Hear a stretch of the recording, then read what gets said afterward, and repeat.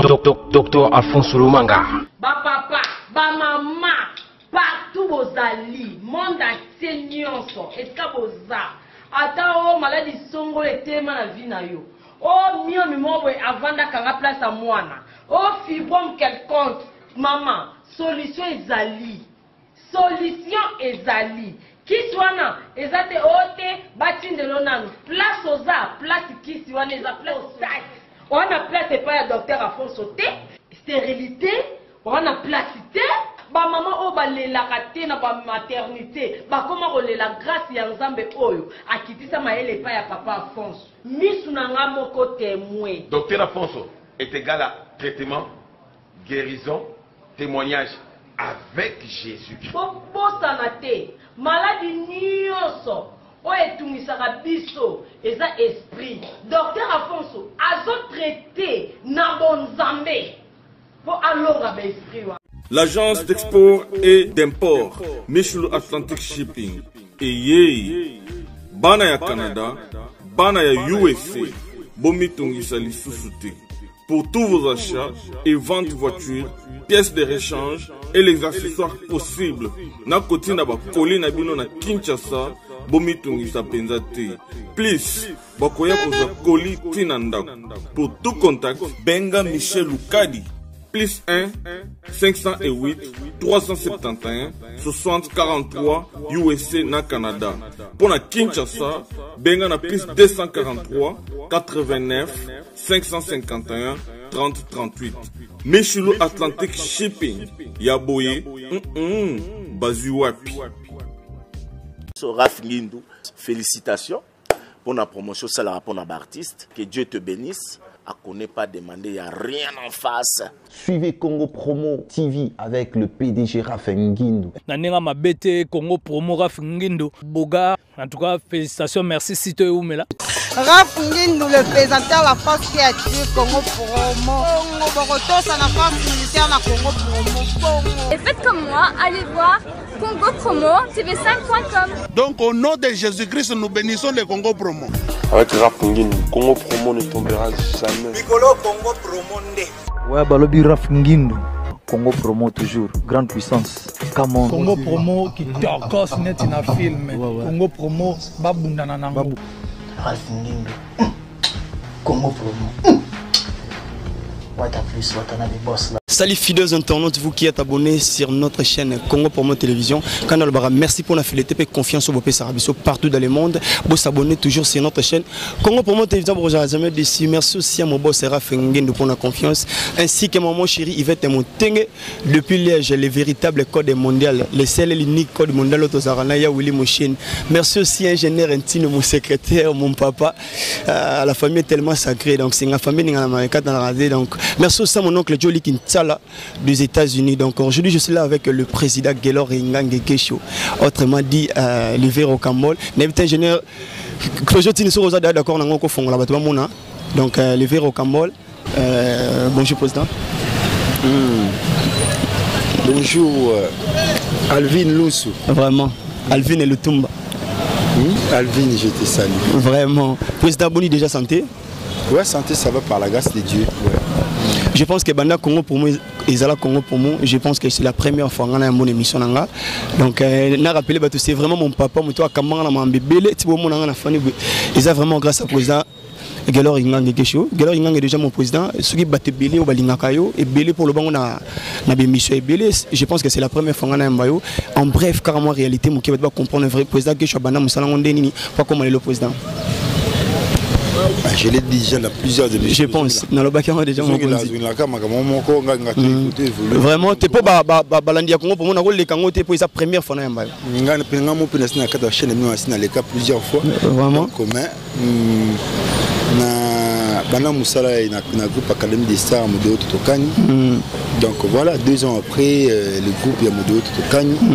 En 2004, en 2006, j'ai quitté, j'ai créé mon propre groupe aux Ali, agence culturelle, pas comme les autres. Vraiment. Jusqu'à nos jours. Vraiment, et comme ça, pourquoi au Kenya, Banzela, il n'y a pas comme les autres?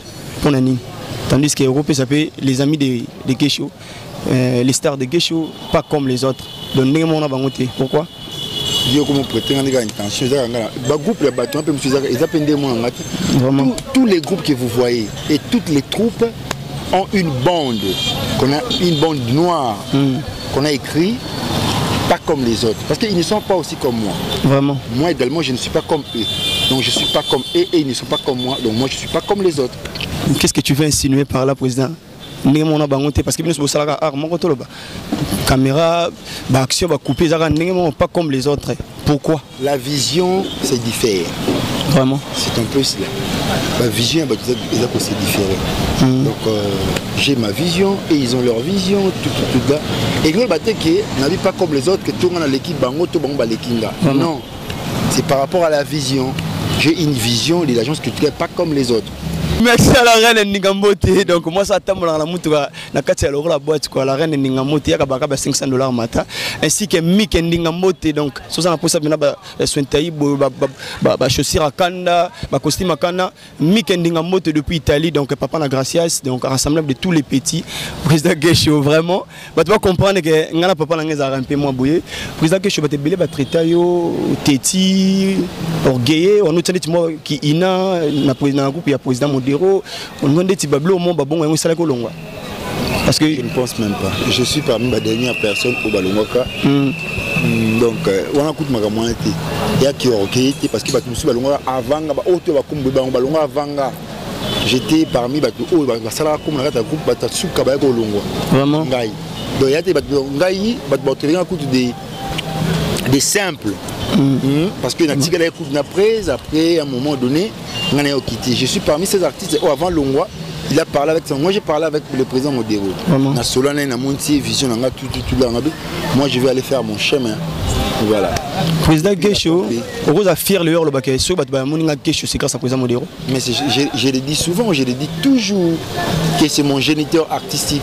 C'est lui qui m'a donné la chance de faire le premier zone de Modero Totokani. Mais en tant que président Modero Azaki parmi bateau Bayamara Penan Zunzing Pena Balemba. Mais tout le monde est président que je suis Banzunzing et Belleté parmi Banzunzing. Ça dépend de la vision du metteur en scène. Moi, je n'ai loin de moi idée tout. Oh Banzunzing et Belleté. Aujourd'hui, tu me reconnais un président Gesh, ça me suffit. Non, donc on a des films et ça il va pas bien en apporter ma casse. Ils ont filmé au Modero comment boîte noire. Vraiment. J'ai joué le rôle principal. Donc je n'aime pas me mêler dans les polémiques. Il y a un autre, c'est-à-dire qu'il ne faut pas s'y attendre quelqu'un qui cause trop. Il est face à l'angabo soit ça te crée des problèmes. Moi je ne suis même pas là. Modero c'est mon papa, il est mon papa artistique et il restera toujours mon papa artistique. Et rechanger je suis gay ce que je suis aujourd'hui. Comprends? Donc on ne peut pas changer l'histoire autour de non. Donc loin de moi l'idée que c'est mon père. Donc je prépare un événement où il y a ce jour-là à l'honneur. Vraiment. C'est mon papa. On ne peut jamais changer l'histoire. Hein? Vraiment. Non, Modero, je suis fier de lui avoir comme papa artistique. Il est fier de m'avoir comme son artiste. Vraiment. Voilà. Donc voilà. À Moutalibo, après ça, on a la chance d'avoir un groupe, au côté d'un groupe, un rôle secondaire clé.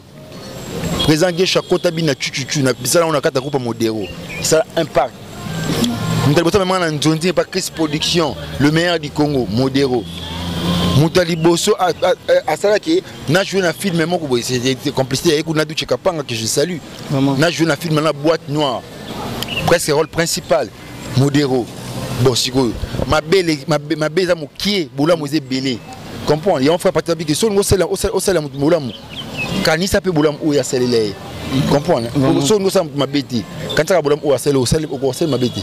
Boula mo belé que ma bé. Vraiment. Mais parlons de pas comme les autres, combien des années un groupe a existé? Mais il y a de cela 14 ans. 14 ans. Dans 14 ans, on a premier film qui Nanini. Premier film qui tant bani maman bani ba film. Na banali ya koleka na ba Numérica, ba Tropicana, pas comme les autres. Vraiment. Depuis na 2006 j'ai passé na ba Numérica na ça ba film ba secret tout voilà.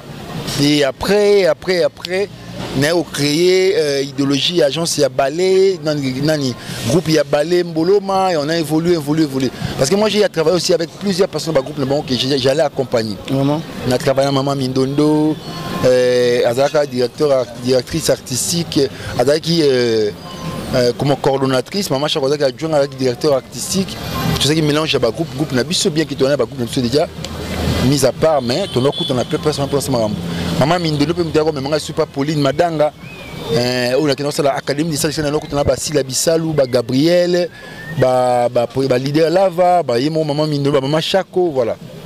Vraiment, président Gesho, on n'a pas comme les autres présidents actualité, président groupe nayo, mais tout chini ni yomo koko lo bana théâtre, tant on continue dans monde, tout chini o apporter dans monde dans ya théâtre, et tant que président Gesho vision ni o participer le moment betam ses acquittés, bat bazaki un peu ignorant, président Gesho na baki son pour bat pe bazon até maman na maman. Il y a rien de neuf sous le soleil, j'ai amené le mois, parce qu'il n'y a pas de Gesho, il y a que moi. Vraiment. Sous le soleil, il n'y a rien de neuf. J'ai amené le moi, Gesho. Parce que nous ne sommes pas deux. Je suis qu'un seul Gesho.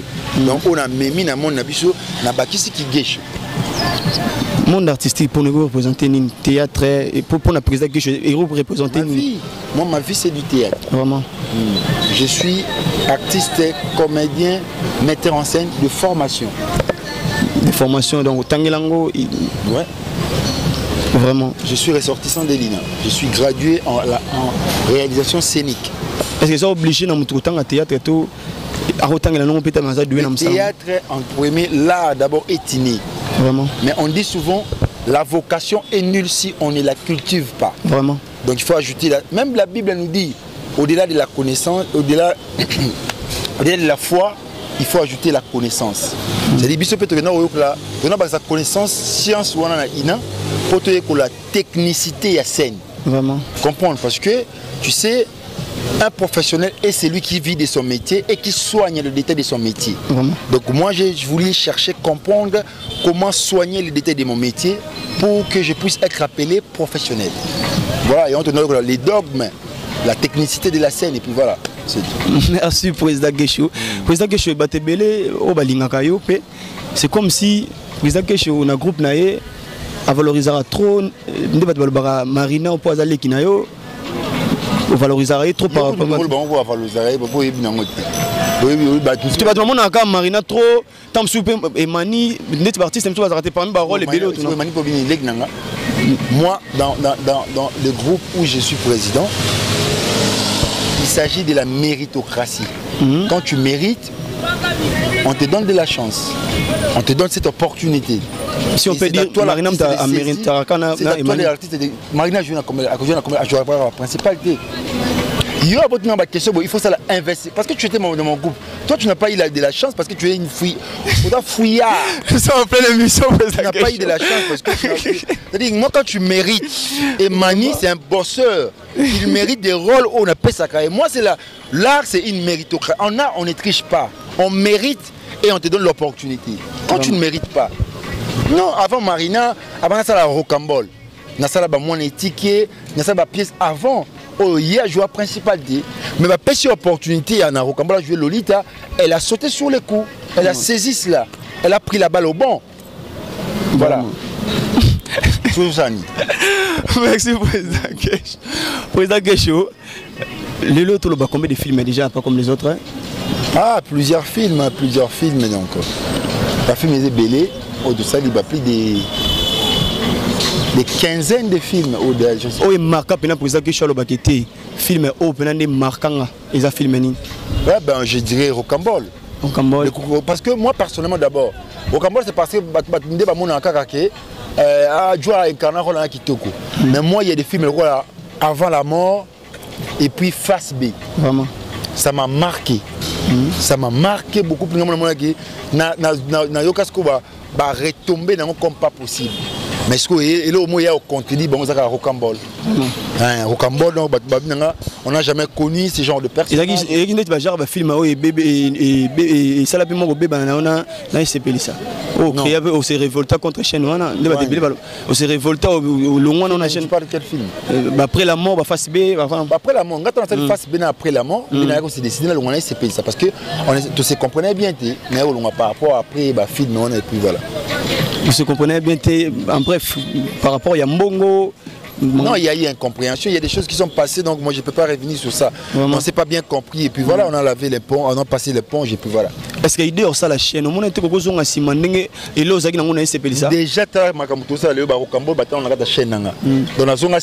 j'ai été objectif. Vraiment? Voilà, très objectif pour faire et quand j'ai quitté ces pays, j'ai créé directement ma chaîne. Moi je suis persévérant. Vraiment. Quand j'ai dit je prends une décision, tu sais, une bonne décision, c'est la naissance de toute bonne solution. Moi je sais prendre mes décisions. Quand je prends une décision, c'est pour poursuivre cela jusqu'au bout. Voilà. Vraiment. Mais au PSA peut battre belé sentiment ça parce que vous avez pas parmi les bosso créer la chaîne. Ouais, c'est qu'il y a eu qui avait la chaîne avant moi, président Caleb, mais prolifération de la chaîne comme il est là. Parce que vous comprenez que à Geshano ou inciter le Rwanda à Boulaga OK, il faut tout ça la chaîne, surtout tout s'entraider entre nous les comédiens. Voilà, et puis les gens ont compris aujourd'hui, puis voilà. Ça marche. Vraiment, ça marche. Président Gesho, ceux qui ont touché l'actualité, ils ont vraiment l'internet. Oh, écoutez la chaîne, ils ont fait une interview, une intervention. Il y a Makambuya Elise, le président Caleb. Juste état qui est un peu aux réalisateurs, aux organisateurs de films. Elise a déclaré que mon pas président Caleb n'a filmé à tourner qui n'a habité. Boussala nini ceux qui ont béni artistes na film Boussala nini zalaka verbalement tout signera un contrat. Donc l'histoire il y a Elise na président Caleb et il y a une injustice. Vraiment. On peut pas marteler sur ça mais juste na tunika comment faire Boussala là. Et puis le président Caleb a sali appel à communication à dossier. Bon poursuivre les soucis comme Samba donc mais bon moi personnellement j'ai habité moi na maître qui a idée nanga sur on a été na singa kala na biki na okai na téléconférence de presse avec Elise je parlais comme ça avec le président Caleb autour Elise Alobaki na conférence de presse je parlais avec le président Caleb non c'est faux c'est pas forcément ça donc c'est la justice qui va trancher puis tu sais comment la preuve c'est l'âme du procès donc tout ce qui se passe là-bas qui ça va preuve comme il se doit, c'est celui-là qui va remporter peut-être le procès et puis voilà. Donc je me limite, je me réserve pour émettre mon idée.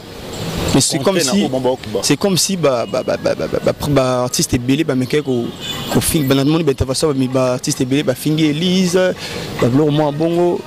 Mais il faut bien il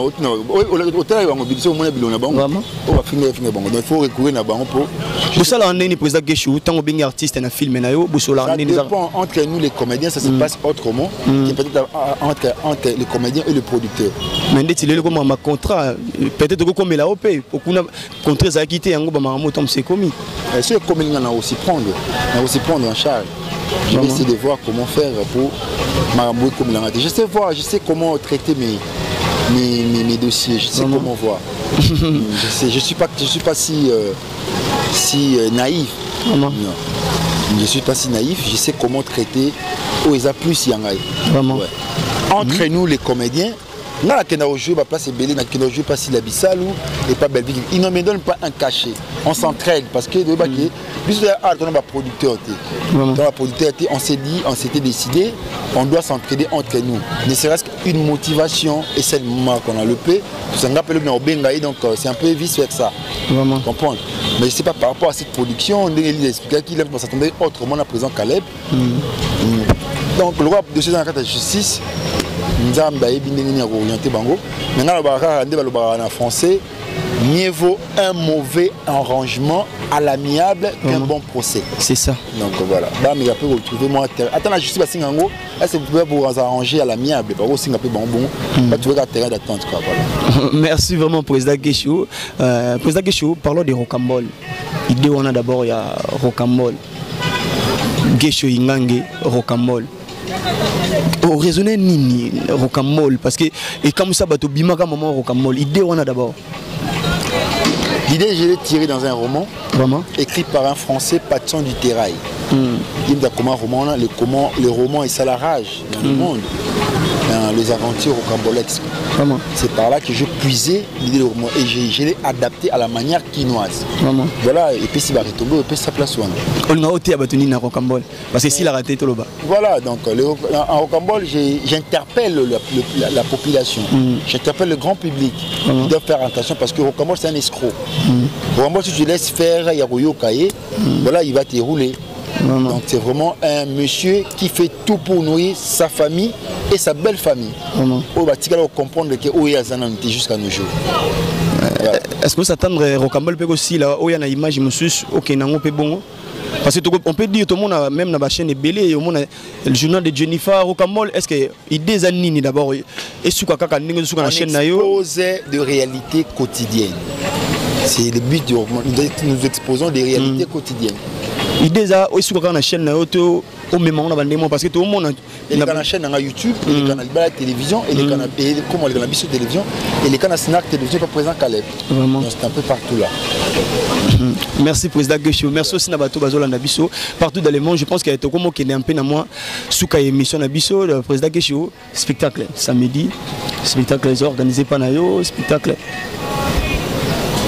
Ouais, les spectacles, c'est 29 août, de 16h, à partir de 16h déjà, Batba s'est retrouvé à rencontre de stars sur la vie du Guécho Rocambole.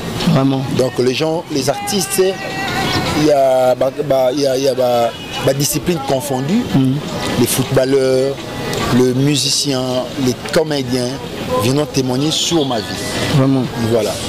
Donc voilà, il y a eu des artistes qui travaillent à Bango, na scène. Il y a eu des open up na scène. Ils viennent témoigner sur ma vie ces jours-là. Donc voilà, attendez-vous à cela. Ça sera quelque chose de bien ce jour-là. Voilà. Et ça la question mon besoin na bossa ngo batebili ba comprendre ngote eloni le cas au président qui chako mati na niveau ba kangaye ezaka nini parce que ezaki na mutumo linga rope trop na Frédicide pardon na Tunisie et masalanga Eli Pemelo depuis Tunisie abana toutes nos questions c'était quoi au juste? Il y a eu c'était une affaire de la jeunesse donc parce que je suis le vice-président du conseil communal de la jeunesse il y a eu un malentendu comme le dit souvent avec les bourgmestres parce que c'est les bourgmestres qui est les parrain de cet événement. Vraiment? Il y a eu malentendu mais ça s'est arrangé et puis voilà. Vraiment merci président Guécho. N'habité question ni nos na posana tuna to sur la na ba to balinga ka et puis ba abonner à chaîne na biso ko banini. Non benga ba onyo suka ka ba se retrouver awa na ba na poto ba tuna ba na ba awa ba revivre événement où ils allaient rencontrer des stars sur la vie de Guécho au Cambodge.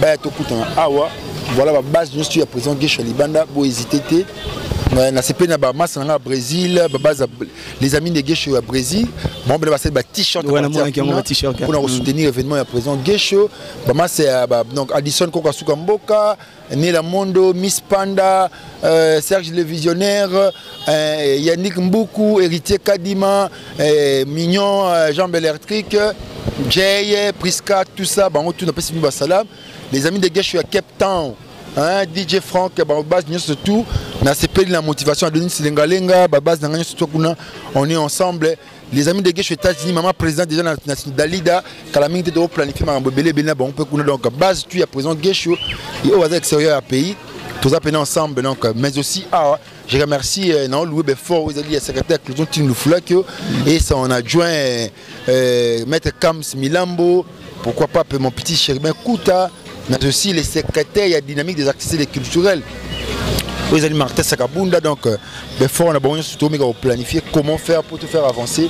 Makambu toujours pour tout en réussite ces jours-là, il y a le 29. Donc voilà. Ma dédicace déjà pour tout mon ami ce président Guécho. Mes dédicaces, je salue Eric Kola Motema Meli Veikola, Sizodor Moudjahidjin, Psaume 23. L'Éternel est mon berger, je ne manquerai de rien. Voilà donc j'ai coucou Motomoko bien Zéphie Makumbu Yassara Botoko na pesi Aimé Chindele ya Jenny Basinga Mbote Yatko Cocotte Mangungu je te salue na pesi Blandine Pembele Motema ya Fabrice na pesi Mbote donc Jonathan Gana les champions Héritier Mangana je te salue Aristote Kitambala donc base Sophie Lutala Yana Sainte Lutala je te salue. Donc, on est vraiment ensemble. Donc, tout n'a pas simbo. Tu vas où aller présent Gesho. On a bino tout, on a vu qu'il y a bino peu donc, on a planifié. Donc, tout c'est soutenu quand même de la main pour Marambo Simba. Voilà. Merci président Gesho no portito pesengana yambayo. Merci aussi à mon secrétaire Claude Tino pour n'andingo assister à la caméra. Merci aussi à mon boss Rafengino pour la confiance. Il y a Willy Michel le véritable code mondial, le seul et l'unique code mondial. Tozarana Mik Ndingambote, la reine Ndingambote, Madongo Zulu, mon oncle Jolie Kintsala des États-Unis, Germain Maneno. Donc, restez toujours branchés sur notre chaîne Congo Promo Télévision. Vous abonnez toujours, vous n'allez jamais décis. Quant à moi, Alvin et Lutumba, les cadets de la presse. Ciao.